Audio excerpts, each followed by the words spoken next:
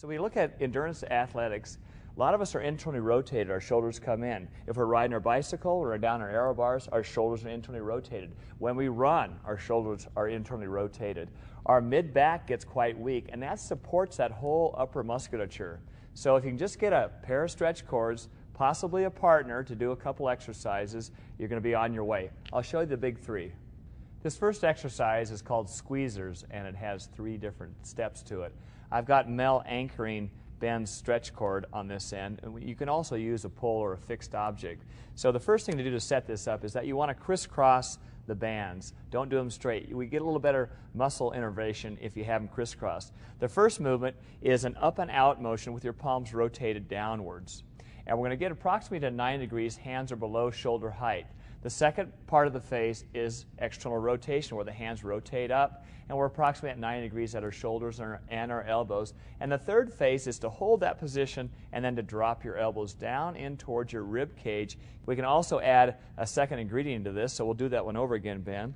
All right, we're going to pull back this time, same motion, and we're going to pulse this for about 6 or 8 pulses. When we pulse it like this, we get higher innervation.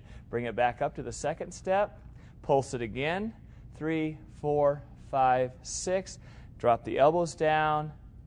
Pulse it again lightly there. 3, 4, 5, 6. So you can add a routine to your program by doing anywhere between 6 to 12 repetitions, and on the last 2 or 3 or 4 reps, add the pulsing action as well.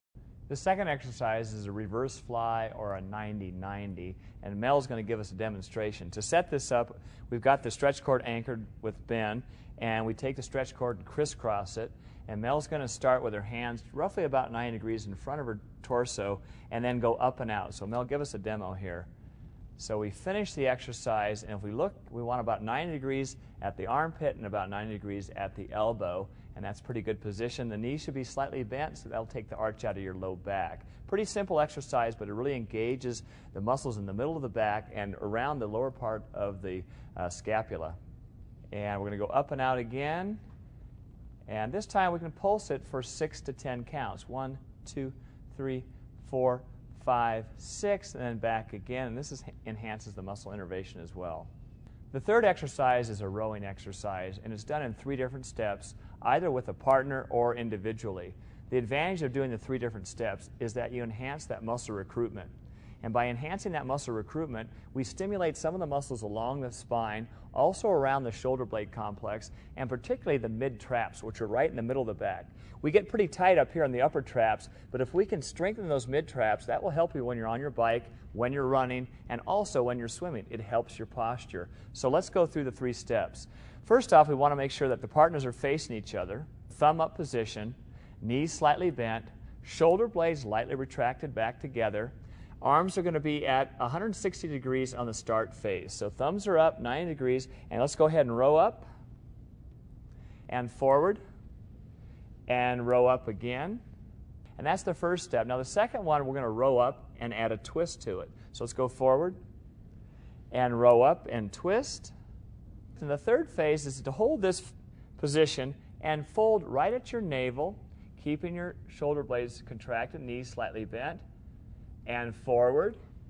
And just by getting a little bit of flexion in your torso, you will feel the stimulus along your entire spine, and again, those mid-traps will be engaged. Row up and twist, and pulse now. And we can change this by going thumbs up and pulse. And each time you're pulsing, you're contracting the muscles in your back. It's a very simple exercise. It can be done in about 90 seconds, all 3 steps.